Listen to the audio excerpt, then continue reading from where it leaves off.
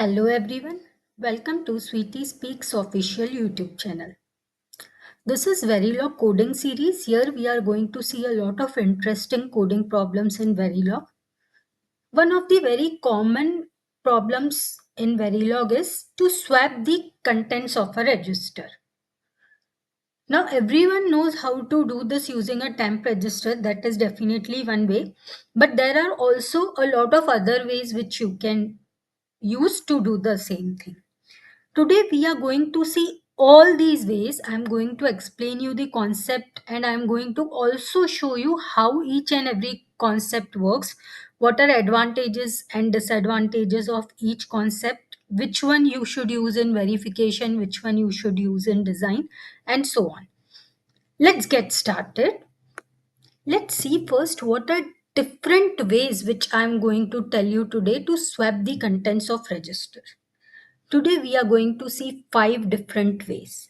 The first way, which everyone knows, is with the help of temporary register, in which you use a temporary register to swap the contents. Second one is without temp register, in which we have a lot of ways.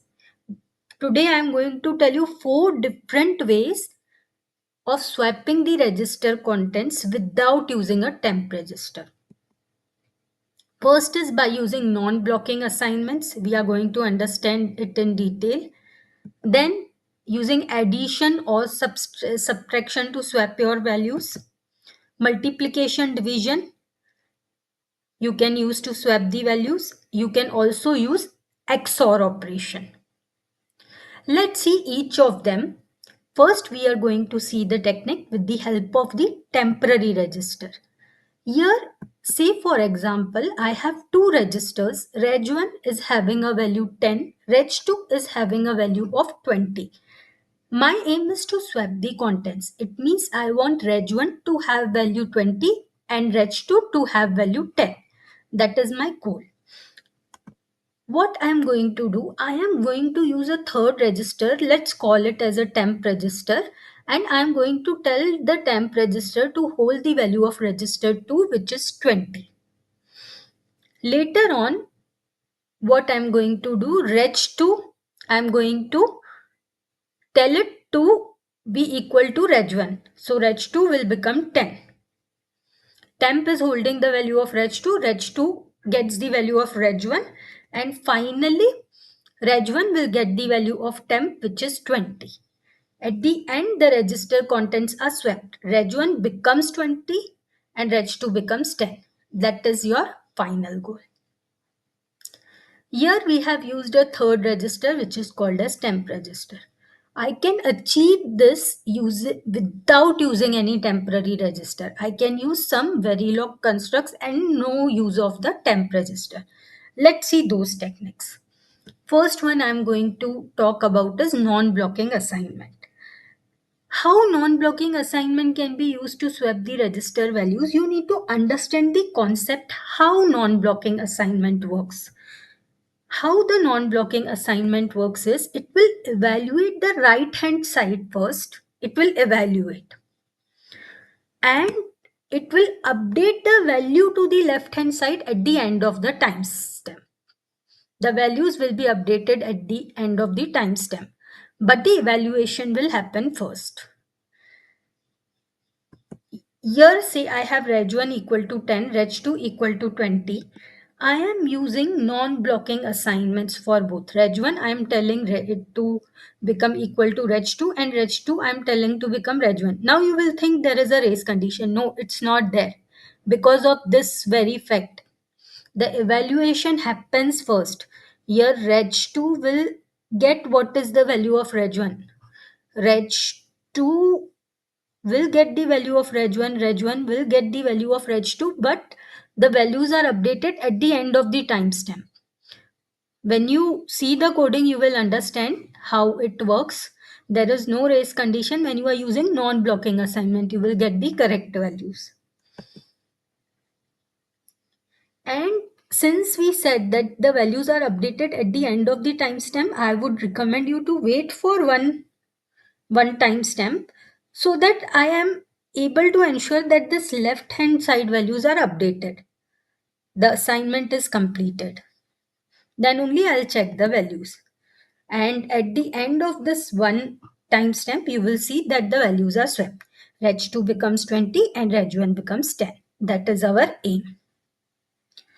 The next thing you should understand is this technique you do not use in design, because synthesizing this code wherein you are swapping the values of registers using the non-blocking assignment, it doesn't synthesize properly in hardware.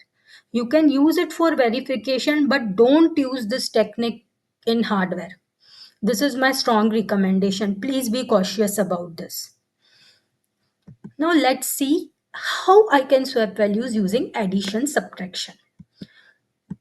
I have register 1 equal to 10, register 2 equal to 20. What I will do, I will say reg1 equals to reg1 plus reg2. It means reg1 will get the value 10 plus 20, which is 30. Next, I will say that reg2 is reg1 minus reg2. Now reg1 has become 30, reg2 is 20, 30 minus 20 is 10. So reg2 already got the value 10, which was the value of reg1. Now reg1 should get the value of reg2. So reg1, again I am saying reg1 equal to reg1 minus reg2. What is the current value of reg1? It's 30 and reg2 value is 10. 30 minus 10 becomes 20. And at the end of this, your values are swapped using addition and subtraction.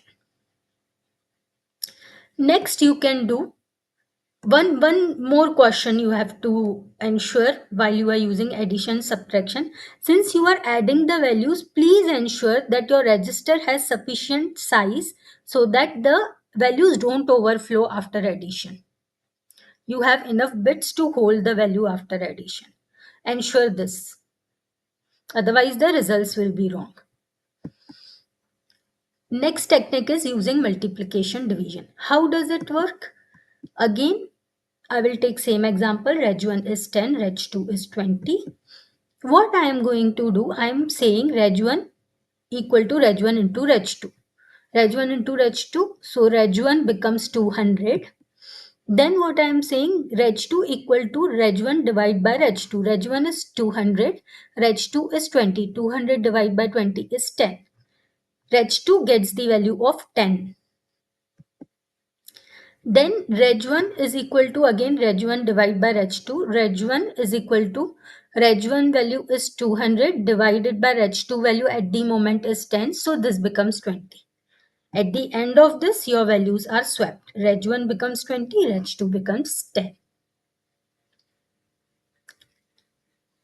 Last thing you should know about using multiplication division, since I am using multiplication division here and division I am using in the division, if you see denominator is reg2, you should ensure that your reg2 is not 0.